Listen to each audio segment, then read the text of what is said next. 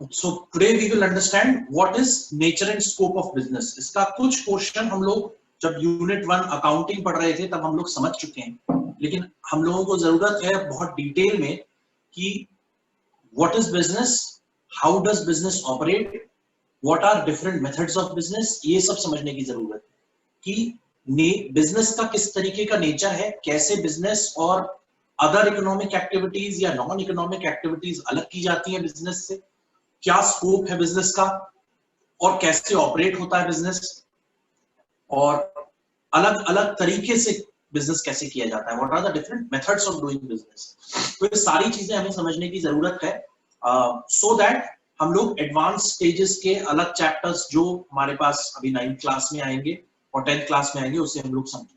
तो सबसे पहले हम लोग ह्यूमन एक्टिविटीज जो हमने यूनिट 1 में भी डिस्कस की थी, there are two types of human activities, one is economic activities and the other one is non economic activities। एक जो आर्थिक क्रियाएं हैं और दूसरी जो गैर आर्थिक क्रियाएं हैं या अनआर्थिक क्रियाएं हैं, जिसमें दोनों में फर्क होता है। जो इकोनॉमिक एक्टिविटीज हैं, आर्थिक क्रियाएं हैं, उसकी जो सबसे पहला फीचर होता है कि they are performed with an objective to earn money. पैसा कमाने के उद्देश्य से की गई किसी भी क्रिया को आप आर्थिक क्रिया कहते हैं। चाहे आप किसानों के बारे में बात करें जो बहुत सारी फसलें उगाते हैं, उसे फिर मंडी में जाके बेचते हैं, उससे पैसा कमाते हैं। कोई मैन्युफैक्चरिंग फैक्ट्री है जहां पर सामान बनता है और फिर वो सामान जाकर के मार्केट में बिकता है। ऑफिस में एम्प्लॉइज काम कर रहे हैं और उनको रेगुलरली वेजेस और सैलरीज मिल रही है। इस तरीके की सारी एक्टिविटीज इकोनॉमिक एक्टिविटीज की कैटेगरी में आती है। ठीक, अब जो दूसरी कैटेगरी है वो है नॉन इकोनॉमिक एक्टिविटीज।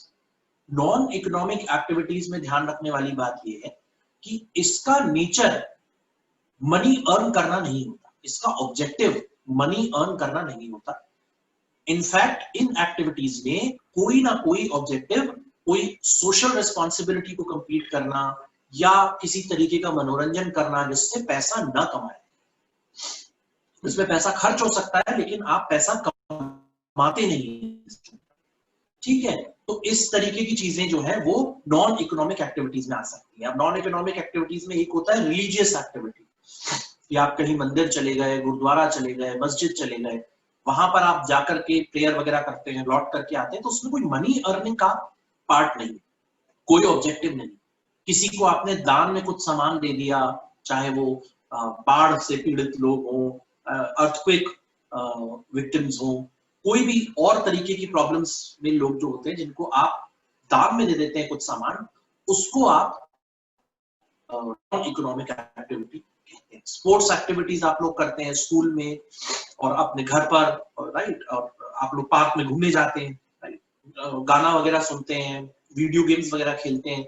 इन सब चीजों में किसी भी तरीके की इकोनॉमिक एक्टिविटी नहीं हो रही, क्योंकि ये मनी अर्निंग के पर्पज से नहीं हो रही। हालांकि इनमें से कई चीजें ऐसी हैं जिसके अंदर you have to spend some money, जैसे आप कोई गेम वगैरह कंप्यूटर पे डाउनलोड करते हैं या फिर मोबाइल में डाउनलोड करते हैं, जो इंटरनेट का खर्चा है वो एक्सपेंडिचर है, राइट, फोन का खर्चा एक्सपेंडिचर है, बिल पेमेंट हो रहा है वो एक्सपेंडिचर है। इस तरीके की चीजें हो सकती है, लेकिन इसमें अर्निंग का कोई पर्पज नहीं होता। किसी को आप गिफ्ट देते हैं तो वो गिफ्ट भी जो है आप कुछ पैसा खर्च करके कुछ खरीद के लाते हैं and you give it to somebody, but उसके अंदर किसी तरीके का खर्चा नहीं। तो इसको जो है आप नॉन इकोनॉमिक एक्टिविटी बोलते हैं। तो बहुत सिंपल वर्ड्स में इकोनॉमिक एक्टिविटी वो है जो आप लाइवलीहुड के लिए, दैनिक जीवन जीने के लिए,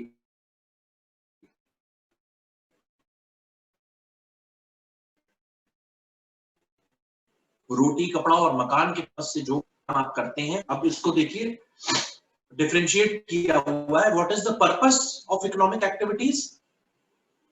उद्देश्य क्या है? अर्निंग मोटिव, पैसा कमाने का उद्देश्य। नॉन इकोनॉमिक एक्टिविटीज का मोटिव देखिए, social and psychological motive. Social और साइकोलॉजिकल मतलब सामाजिक और मानसिक रूप से जिन चीजों को मिलकर के खुशी मिलती है उसको आप नॉन इकोनॉमिक एक्टिविटीज कहते हैं। आउटपुट क्या है इकोनॉमिक एक्टिविटीज का? आउटपुट यानी उसके इकोनॉमिक एक्टिविटीज को करने के बाद क्या चीज बनती है? तो it leads to creation of wealth and assets. संपत्ति और धन का उपार्जन होता है, इसको आप इकोनॉमिक एक्टिविटीज बोलते हैं। नॉन इकोनॉमिक एक्टिविटीज का आउटपुट जो है वो है हैप्पीनेस एंड सेटिस्फैक्शन। आपको संतुष्टि मिलती है, किसी को आप गिफ्ट देते हैं, आप खेलने जाते हैं, किसी के साथ आप घूमने चले गए पार्क में, this is all your mental and psychological satisfaction. Expectation, क्या क्या एक्सपेक्टेशन होती है इकोनॉमिक एक्टिविटीज से, कि प्रॉफिट कमाया जाए या इनकम कमाई जाए। बिजनेस है तो प्रॉफिट कमाएगा, और अगर एम्प्लॉय है, वर्कर है, तो वो वेजेस, सैलरीज वगैरह इनकम की तरह से अर्न करेगा। नॉन इकोनॉमिक एक्टिविटीज में people do not expect any profit और एनी टाइप ऑफ इनकम। कोई इस तरीके की उम्मीद लोग नहीं रखते हैं कि उनको कोई प्रॉफिट होगा या कोई इनकम मिलेगी।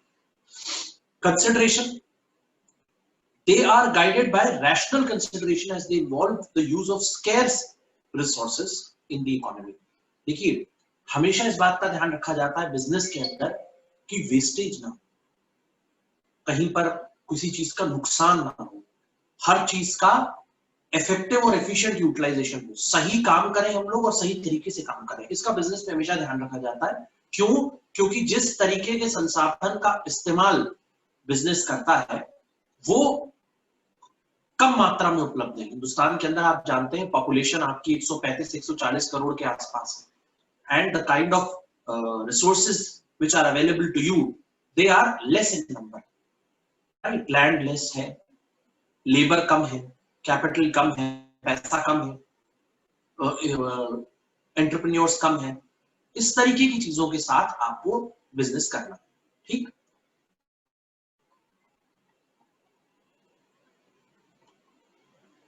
उसके बाद नॉन इकोनॉमिक एक्टिविटीज में व्हाट इज द कंसिडरेशन, मतलब किस तरीके की केयर आप लेते हैं। तो यूजुअली ये इमोशनल और सेंटिमेंटल रीजंस की वजह से आप ये नॉन इकोनॉमिक एक्टिविटीज करते हैं, तो इसमें यूजुअली केयर वगैरह कम होती है। किसी को महंगा गिफ्ट दे देने में आपको कोई हर्ज नहीं, क्यों? क्योंकि वो आपका करीबी मित्र है, रिश्ता है, पेरेंट्स हैं, भाई बहन है, तो आप ज्यादा उसको माइंड नहीं करते। किसी के साथ आप बाहर चले गए और आपने कुछ खा पी लिया,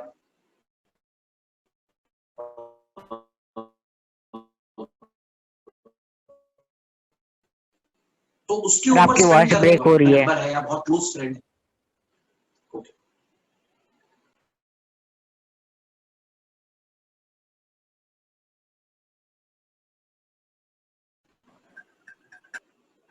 अब ठीक आ रही है आवाज? Yes sir. तो इस तरीके की चीजें उसके अंदर इन्वॉल्व नहीं होती। तो ये डिफरेंस है economic and non economic activities में, जिससे अब हम धीरे धीरे करके इकोनॉमिक एक्टिविटीज में आगे बढ़ेंगे तो बिजनेस के बारे में समझने की कोशिश करेंगे, ठीक? तो ये हम लोग यूनिट 1 में भी पढ़ चुके हैं, तो आई डू नॉट थिंक कि बहुत ज्यादा इसमें डिटेल में जाने की जरूरत थी। अब कौन कौन सी इकोनॉमिक एक्टिविटीज हैं जो हो रही हैं आपके आसपास और आप उसको एग्जैक्टली आइडेंटिफाई नहीं कर पाते हैं कि ये इस टाइप की इकोनॉमिक एक्टिविटी है। तो पहला तो बिजनेस, व्यापार जिसको कहते हैं हिंदी में। Business refers to an occupation in which goods and services are produced and sold in return of money. It is carried out on regular basis with a prime objective of making profits. Business एक ऐसी economic activity है जिसका उद्देश्य है सबसे पहले तो products को और सर्विसेज को पैदा करना, उनको बनाना, उनका प्रोडक्शन करना, और उसके बाद उसके आगे की एक्टिविटीज करना। उसके आगे की एक्टिविटीज में उसको बेचना, उसके लिए सर्विस प्रोवाइड करना, राइट? उसके लिए मार्केट क्रिएट करना। इस तरीके की एक्टिविटीज को आप इकोनॉमिक एक्टिविटीज फॉर बिजनेस कहते हैं, व्यापार कहते हैं। तो इसके अंदर एग्जांपल है जैसे माइनिंग, खान वगैरह का काम होता है, मैन्युफैक्चरिंग, उत्पादन का कार्य होता है, ट्रेडिंग, खरीदने और बेचने का कार्य है, ट्रांसपोर्टिंग, सामान को एक जगह से दूसरी जगह पहुंचाने के लिए अलग अलग माध्यम उपलब्ध है ट्रांसपोर्ट में, रेल, एयर ट्रांसपोर्ट, स्टोरिंग के अंदर वेयर हाउसेस होते हैं बहुत बड़े बड़े, राइट? उसके अलावा बैंकिंग, इंश्योरेंस, इस तरीके की जो एक्टिविटीज हैं उनको आप बिजनेस में एग्जांपल्स की तरह से ले सकते हैं कि ये अलग अलग टाइप्स के बिजनेस हो रहे हैं, ठीक? अब आता है प्रोफेशन। प्रोफेशन का मतलब होता है कि आपके आसपास बहुत सारे लोग ऐसे हैं जो एक स्पेसिफिक तरीके की स्किल अपने पास रखते हैं, एक स्पेसिफिक तरीके की स्किल अपने पास रखते हैं और उस फील्ड में एक्सपर्ट होते हैं। और उस स्किल को हासिल करने के लिए आपको एक स्पेशलाइज्ड बॉडी ऑफ नॉलेज पढ़नी पड़ती है, कुछ एक स्पेसिफिक तरीके के एग्जाम्स क्लियर करने पड़ते हैं और उसके बाद आप उस स्किल के एक्सपर्ट बनते हैं। तो इनको आप स्पेशलाइज्ड फील्ड एक्सपर्ट्स कह सकते हैं, जैसे doctors, engineers, lawyers, chartered accountants, etcetera. इस तरीके के जो लोग हैं, ये सब लोग एक स्पेसिफिक तरीके की नॉलेज, स्पेशलाइज्ड नॉलेज गेन करते हैं, उसी के अंडर में सारी एक्टिविटीज करते हैं, उसके लिए स्पेसिफिक कोर्सेज होते हैं, सर्टिफिकेशंस होते हैं, जिनको वो लोग क्लियर करते हैं और उसके बाद वो उस फील्ड के अंदर एक्सपर्ट बनते हैं। तो इसको ध्यान में रखने की जरूरत है कि अगर आप लॉयर की डिग्री नहीं रखते हैं तो आप कानूनी तौर पर कोर्ट में जाके मुकदमा नहीं लड़ सकते किसी और के लिए।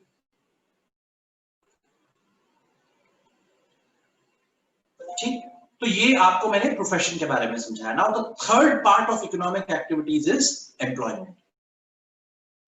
एम्प्लॉयमेंट का क्या संबंध है? एम्प्लॉयमेंट का मतलब ये होता है कि जो लोग किसी भी बिजनेस ऑर्गेनाइजेशन में काम करते हैं as employees, not as owners. Owners के लिए वो बिजनेस हो गया। किसी भी बिजनेस ऑर्गेनाइजेशन में नॉर्मली एक आदमी काम करता है और उसके बदले में उस जीविकोपार्जन के लिए उसको कोई सैलरी, वेजेस या अदर टाइप के रिटर्न्स दिए जाते हैं, जिसको कॉम्पनसेशन बोला जाता है दूसरी भाषा में। उसको आप एम्प्लॉयमेंट कहते हैं। तो इसमें आप गवर्नमेंट कह सकते हैं, कंपनी के एग्जीक्यूटिव्स कह सकते हैं, बैंक के एम्प्लॉइज हो सकते हैं, फैक्ट्री के वर्कर्स हो सकते हैं। इस तरीके के बहुत सारे एग्जांपल्स हो सकते हैं जिसमें आप किसी बिजनेस ऑर्गेनाइजेशन के लिए काम करते हैं, एक स्पेसिफिक जॉब आपको असाइंड है, उन जॉब्स को करने के लिए आपको फोर्टनाइटली या वीकली बेसिस पर कुछ पेमेंट होता है, इसको आप कॉम्पनसेशन कहते हैं। और इस तरीके के ऑक्यूपेशन को आप एम्प्लॉयमेंट कहते हैं। और इसमें आप रेगुलरली काम करते हैं और कुछ तरीके की टर्म्स एंड कंडीशंस के साथ बंधे हुए होते हैं। ये एक बहुत इंपॉर्टेंट बात है कि कभी भी एम्प्लॉय जो है एक ऑर्गेनाइजेशन के साथ एक टर्म्स एंड कंडीशंस के अंडर में बंधा हुआ होता है। अलग अलग तरीके की टर्म्स एंड कंडीशंस होती हैं। उसका मतलब ये नहीं होता है कि आप जो है कहीं हिल नहीं सकते, कहीं जा नहीं सकते, आपको छुट्टी नहीं मिलेगी, इस तरीके का नहीं होता है। बट इस तरीके का होता है कि जब आप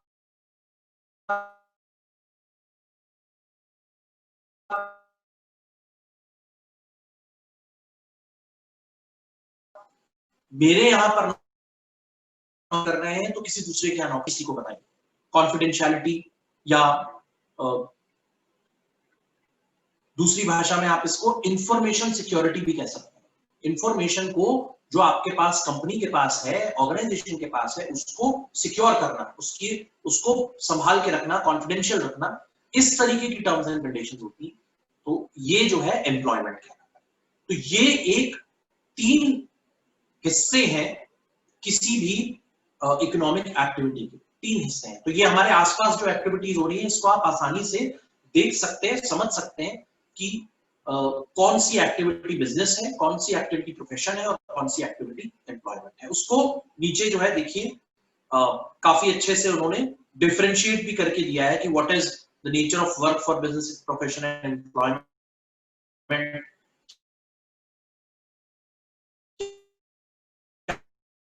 क्या सर आपकी क्वालिफिकेशन वॉइस चाहिए, बहुत क्या ब्रेक हो रही है कैपेबिलिटी बीच होनी बीच चाहिए, में। ये सब चीजें। तो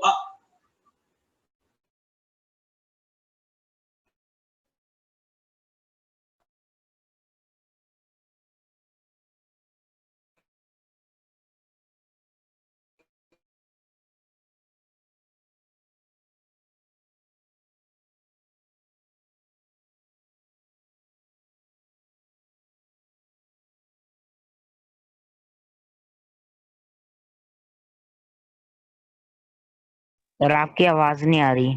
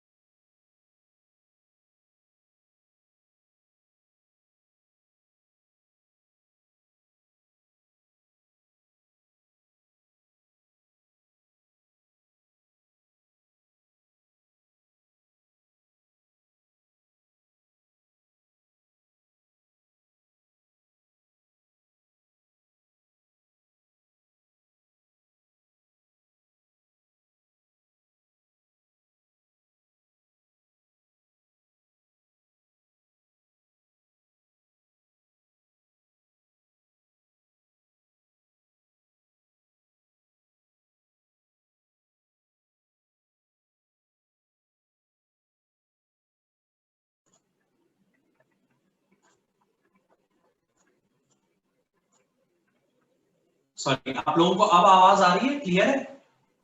यस सर, अभी क्लियर है। ओके, गुड गुड, चलिए। ओके, प्लीज आप म्यूट कर लीजिए।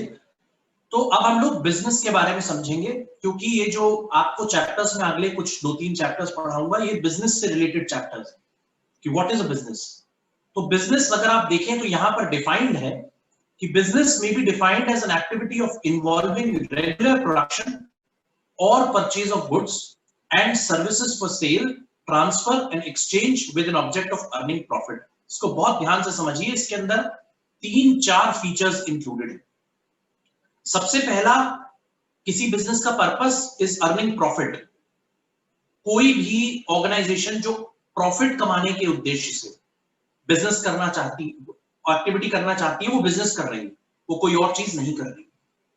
प्रॉफिट कैसे कमाया जाता है, उसमें एक बहुत इंपॉर्टेंट एलिमेंट ये है कि जितना आप खर्च करते हैं किसी ऑर्गेनाइजेशन के अंदर, खर्च करते हैं, एक्सपेंडिचर करते हैं, उससे ऊपर इनकम कमा के लाए।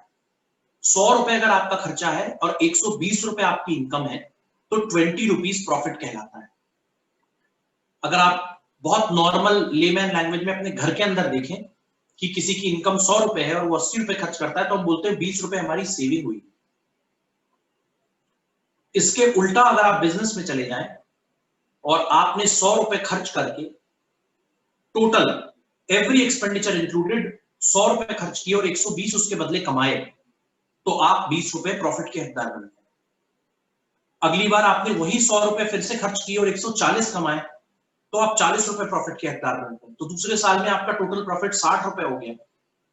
तीसरे साल में आपने 150 रुपए कमाए, मतलब 50 रुपए प्रॉफिट हो गया। अब आपका प्रॉफिट तीसरे साल के एंड में 110 रुपए हो गया। तो ऐसे आपकी कैपिटल जो शुरुआत में आपने लगाई, वो प्रॉफिट के साथ धीरे धीरे करके बढ़ती।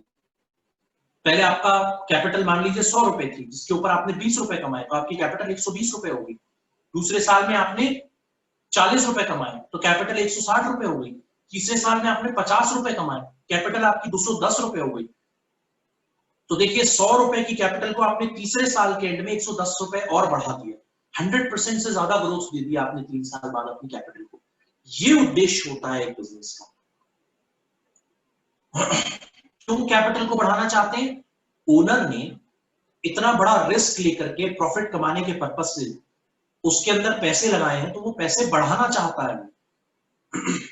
हम लोगों के घर में क्या होता है, हम लोग बाहर बैंक में पैसा एफडी में रखते हैं, कुछ लोग म्यूचुअल फंड में रखते हैं, कुछ लोग जमीन खरीद लेते हैं, कुछ लोग बिल्डिंग खरीद लेते हैं, फ्लैट खरीद लेते हैं। क्यों खरीदते हैं? बहुत सारे लोगों का पर्पस होता है इन्वेस्टमेंट, कि भाई मैंने 8 लाख रुपए की जमीन खरीदी है, 10 साल बाद जब मैं इसे बेचूंगा तो ये 30 लाख रुपए की होगी। क्योंकि 10 साल के बाद 10 लाख को 30 लाख बनाने वाली और कोई इन्वेस्टमेंट पॉलिसी नहीं है हमारे पास। ये होता है उद्देश्य, ये भी प्रॉफिट कमाना। तो जहां पर इस उद्देश्य के साथ काम होता है, that is a profit earning enterprise, that is a business. अब बिजनेस के अंदर क्या इन्वॉल्व हो सकता है? प्रोडक्शन। प्रोडक्शन का मतलब आप रॉ मटेरियल, कच्चा माल मार्केट से खरीद के लाए, आपने उसको कन्वर्ट किया फिनिश प्रोडक्ट में, नए प्रोडक्ट में कन्वर्ट किया और उसको ले जाकर के मार्केट में बेचा। सेकंड, इसके अंदर सेल भी हुई और परचेज भी हुई। परचेज आपने रॉ मटेरियल किया, जर्नल में आप लोगों ने खूब पढ़ा, परचेज आपने रॉ मटेरियल किया और उसको कन्वर्ट किया। सेल क्या किया?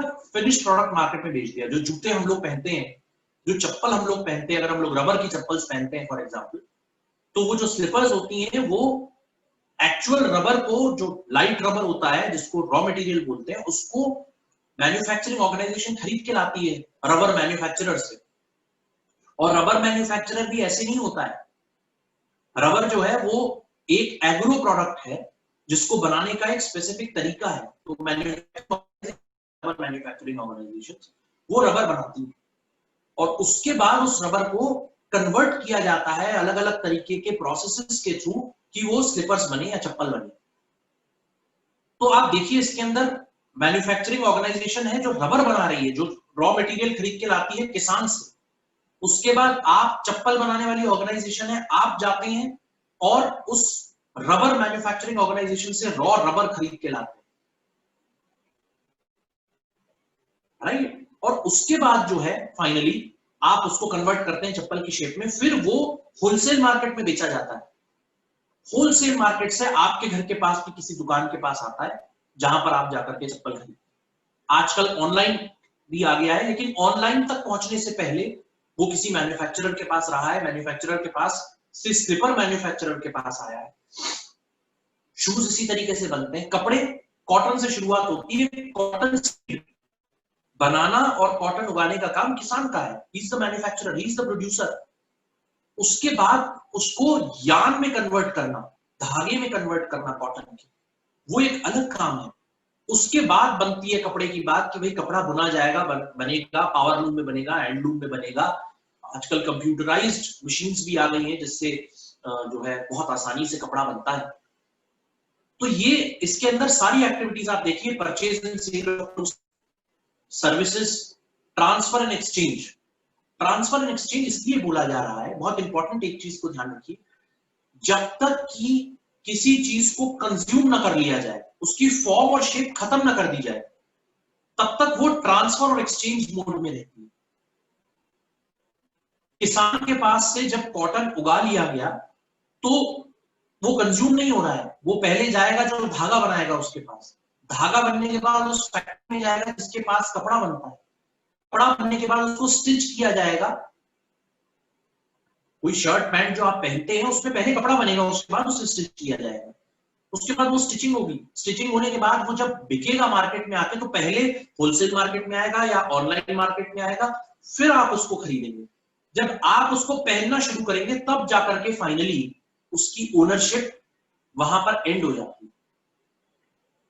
मकान, बिल्डिंग कंज्यूम नहीं होते हैं, मकान और बिल्डिंग, लैंड, ये ट्रांसफर एक्सचेंज होते हैं। क्यों? क्योंकि इसको खा थोड़ी लेंगे आप, इसकी फॉर्म थोड़ी खत्म कर देंगे। जमीन को तो बिल्कुल ही नहीं खत्म किया जा सकता।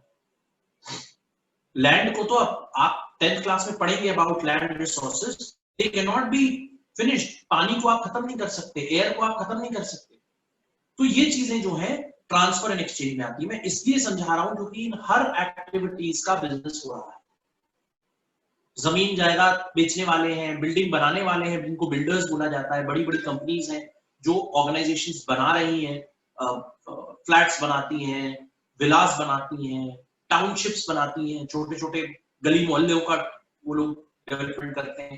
प्राइम मिनिस्टर की एक स्कीम है जिसमें जो है अर्बन और रूरल हाउसिंग आपको मिलती है, छोटे छोटे एक एक दो दो कमरों के मकान बन रहे हैं, जो आप लोगों को, जो लोग हाउसलेस लोग हैं जिनके पास कोई मकान नहीं है और मार्जिनलाइज्ड लेबर कैटेगरी में आते हैं, उनको मकान मुफ्त में दिए जा रहे हैं।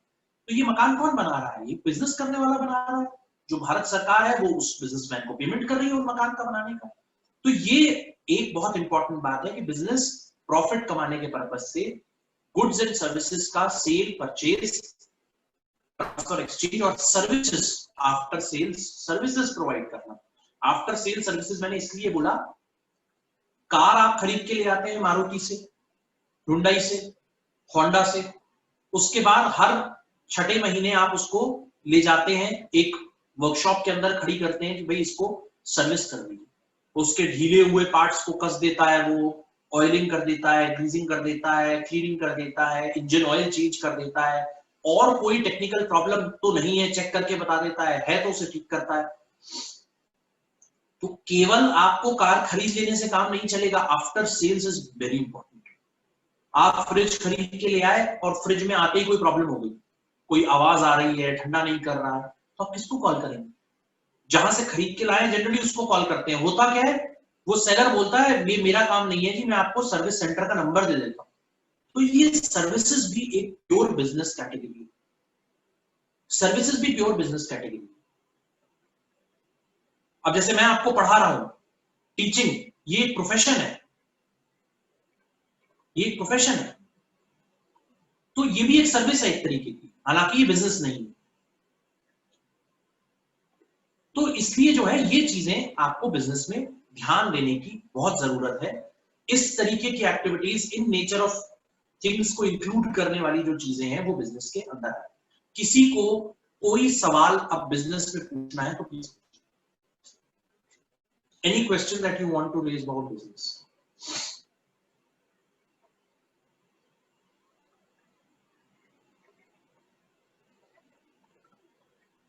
No questions? कोई चीज दिमाग में आ रही हो जो आपको लग रहा हो कि बिजनेस हो सकता है, नहीं हो सकता है, कंफ्यूजन हो, प्लीज पूछिए।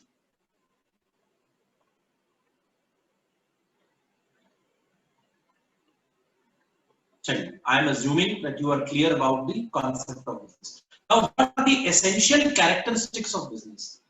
वो जरूरी बातें जो बिजनेस के अंदर होती हैं, जरूरी बातें without which it is not a business. सबसे पहली चीज, it deals in goods and services.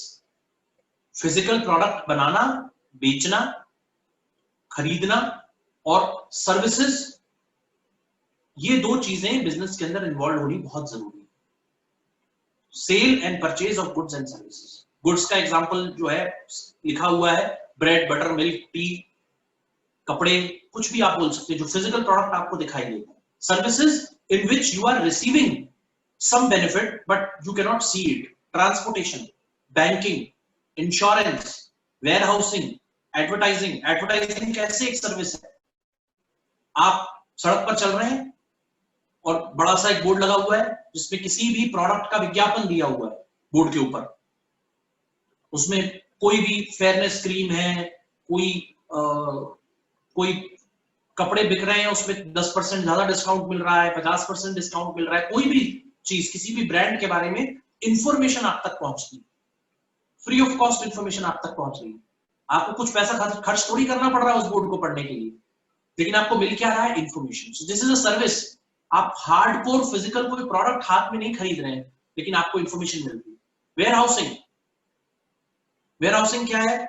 आलू, प्याज और बहुत सारी फसल हिंदुस्तान के अंदर ऐसी होती है जो उगने के 6 महीने तक आप तक पहुंच जाती है। उगने के बाद 6 महीने तक आप तक अवेलेबल है। प्याज की एक फसल को उगाने में लगभग 2 महीने लगते हैं, आलू की एक फसल को उगाने में लगभग 1.5 महीना लगता है। तो 1.5 महीने तक हिंदुस्तान में प्याज नहीं होगा, आलू नहीं होगा अगर उगेगा नहीं तो। इस दौरान जो स्टोर में रखा हुआ, कोल्ड स्टोर में रखा हुआ आलू और प्याज है, वो आप तक पहुंचाएगा। तो ये वेयर हाउसिंग सर्विसेज है जिसका बेनिफिट आपको पता नहीं है। इंश्योरेंस, क्या सर्विस मिलती है इंश्योरेंस से? अगर लाइफ इंश्योरेंस है, जीवन बीमा अगर आपने कराया है, तो आपको एक कुछ समय के बाद, 15 साल 20 साल के बाद, आपको एक बड़ा अमाउंट आपके पॉलिसी का आपको वापस मिलेगा।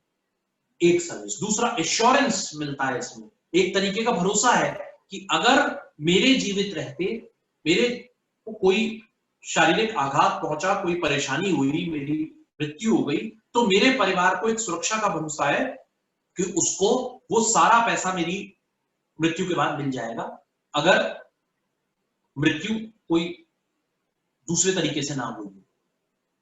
जो भी कंडीशंस होती है इंश्योरेंस की, वो अगर मैं कंप्लीट करता हूं और वो चीजें पूरी होती हैं और असामयिक मृत्यु हो गई मेरी या कोई बात हो गई, तो मेरे परिवार को मेरा पैसा मिलेगा। ये इंश्योरेंस है, ये भी एक सर्विस है।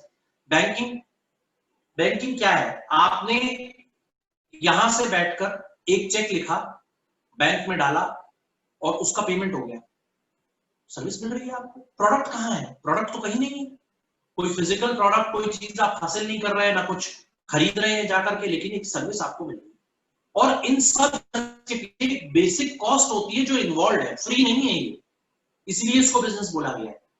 वेयर हाउसिंग, जो आलू आपको मिल रहा है, मान लीजिए 30 रुपए 40 रुपए किलो आपको आलू मिलता है, उसके अंदर इसकी वेयर हाउसिंग की कॉस्ट भी जुड़ी हुई है।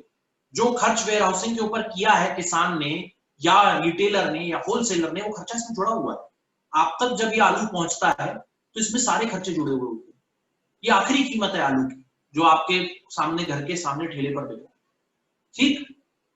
तो deals in goods and services, sale और exchange of goods and services, regular exchange of goods and services, ये एक और फीचर जो है बिजनेस के अंदर बहुत इंपॉर्टेंट है। आपको मैं याद दिला देता हूं, अकाउंटिंग के अंदर भी एक कॉन्सेप्ट था, गोइंग कंसर्न कॉन्सेप्ट, ऑर्गेनाइजेशन के चलते रहने का कॉन्सेप्ट। अकाउंटिंग भी वहीं पर होती है जहां पर रेगुलर एक्टिविटीज बिजनेस की चल रही है, regular exchange of goods and services चल रहे हैं। अब इसको एक मैं फिर से जब आपको एक्सप्लेन करूंगा तो मैं अकाउंटिंग जो पढ़ा रहा था पिछले चैप्टर में उससे रिलेट भी कर देता हूं। अगर आप जूते खरीदने बेचने की दुकान है आपकी, आप रेगुलरली हर हफ्ते जाते हैं होलसेल मार्केट से खूब सारे जूते, फैशनेबल चीजें खरीद करके लाते हैं फुटवेयर की और उसको ला करके अपनी लोकल मार्केट में बेचते हैं, ये आपका बिजनेस है। अब आपने क्या किया, आपको जरूरत पड़ती थी, आपने कहा यार एक घर के लिए कार होनी चाहिए फैमिली मेंबर्स के लिए, आपने एक कार खरीदी, उसमें आप घूमने जाते हैं सड़क पर, मैकडॉनल्ड्स में बर्गर खा के आ गए फैमिली के साथ जाकर के, कहीं लॉन्ग ड्राइव पे चले गए, घूमने चले गए 3-4 दिन के लिए। अब ये कार आपने एक बार खरीदी, 10 साल बाद बेची आपने, ये बिजनेस नहीं है। This is not regular exchange of goods and services, ये बिजनेस नहीं है। ये आपने अपने पर्सनल एडवांटेज के लिए एक कार खरीदी। बिजनेस आपका जूते बेचना ही है। अगर ऐसे ही अगर मान लीजिए आपने एक छोटी सी टाटा 407 या कोई कैरियर टाइप की कोई कमर्शियल व्हीकल खरीद ली जिसमें आप जूते के डब्बे वगैरह भर करके जूते लाने होते हैं बार बार, आप सदर बाजार जाते हैं, कहीं और जाते हैं होलसेल मार्केट में, आपने छोटी वैन खरीद ली, ये भी बिजनेस नहीं, क्योंकि आप रूटीन काम, ये बिजनेस में आपने एक बार खरीदा, अब इसको आप कुछ साल यूज करोगे, लेकिन रोज खरीदते बेचते जो हो वो आपका बिजनेस है। Regular exchange of goods and services is your business. So production or buying and selling activities must be carried out on regular basis. This is the nature of business. Requires investment. किसी भी business को शुरू करने के लिए 2-3 तरीके का investment बहुत जरूरी है, जिसके बिना आप कोई भी एक्टिविटी बिजनेस की शुरू नहीं कर सकते। लेबर और कैपिटल, ये दो ऐसे बिजनेस हैं जो रिसोर्सेज हैं जो बिजनेस के शुरू करने के वक्त जरूरत है। पहला कैपिटल, क्योंकि पैसे के बिना कोई इकोनॉमिक एक्टिविटी नहीं हो सकती, नॉन इकोनॉमिक भी नहीं हो सकती। नॉन इकोनॉमिक एक्टिविटी करने के लिए भी आपको पैसे चाहिए, बट बिजनेस करने के लिए, शुरू करने के लिए आपको कुछ पैसे की जरूरत होगी जिसकी मदद से आप कुछ एस्टैब्लिश करने की कोशिश करोगे। आपको मान लीजिए एक दुकान खरीदनी, किराए पे लेनी है, किराए पर भी लेने के लिए आप सिक्योरिटी डिपॉजिट तो देने जाओगे लैंड ओनर को, जो उस मकान मालिक है, लैंडलॉर्ड है उस दुकान का, उस दुकान के मालिक को आप कुछ पैसे देने जाओगे, एडवांस सिक्योरिटी, पैसे की जरूरत। मान लीजिए उसने कहा कि मुझको जो है आप 2 लोगों के सिग्नेचर करके लाइए इस मार्केट के अंदर जो आपको जानते हो, तो आपको सिक्योरिटी की जरूरत है, 2 लोगों की जरूरत है, पुलिस से सर्टिफिकेट बनवाना पड़ेगा आपको। लेबर, दूसरा इंपॉर्टेंट इन्वेस्टमेंट, लेबर के बगैर आप कुछ नहीं कर सकते, क्योंकि जो बिजनेस चलाने के लिए इंटेलिजेंस चाहिए वो आप देंगे और आपके साथ आपका लेबर देगा। आज की डेट में अगर आप एक दुकान खोलते हैं तो अकेले तो आप उस दुकान को नहीं संभाल सकते। अगर आप एक बहुत नॉर्मल परचून की दुकान भी खोलते हैं तो कम से कम उसकी साफ सफाई, उसमें सामान को सजाने वजाने का काम करने के लिए आपको एक आदमी की जरूरत है। खुद आप क्या करेंगे? कई लोग ये सवाल कर सकते हैं, खुद आप क्या करेंगे? तो भाई मैं लेखा जोखा भी देखूंगा, कितना स्टॉक है, क्या लाना है मार्केट से, कितना महंगा पड़ रहा है मार्केट से लाना, कैसे लाना है, ये सब चीजें तो मैं डिसाइड करूंगा। तो कम से कम साफ सफाई, सजाने वजाने का, और जब सामान आ जाए मार्केट से तो उसको दुकान में लगाने का काम जो है वो एक वर्कर करे। तो इस ये बेयर मिनिमम रिक्वायरमेंट है जो आपको चाहिए होती है। तो ये एक और फीचर है बिजनेस का, that business can not be started without investment.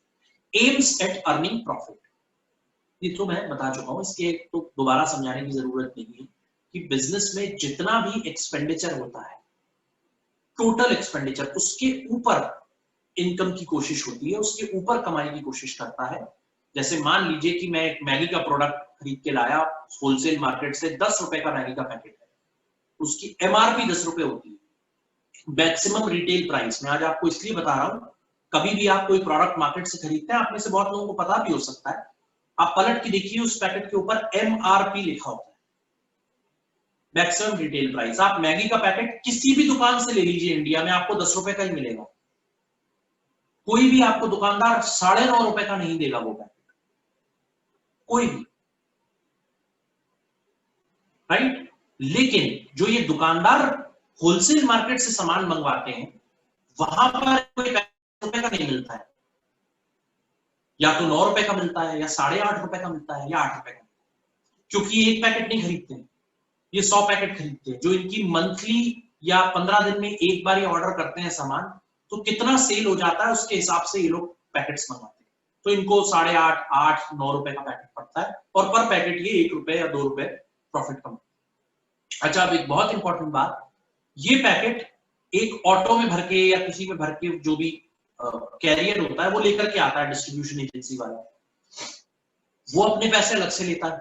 मान लीजिए आपने 20,000 रुपए का सामान मंगाया, उसने कहा जी 250 रुपए तो मेरा चार्ज है, तो अब टोटल कॉस्ट, यही मैंने एक्सपेंडिचर और कॉस्ट में फर्क बताया, 200 रुपए 250 रुपए ऑटो वाले के लिए एक्सपेंडिचर कर दिया आपने जो सामान भर करके लाया टाटा 407 वगैरह में, और 20,000 रुपए आपने होलसेलर को पेमेंट कर दिया।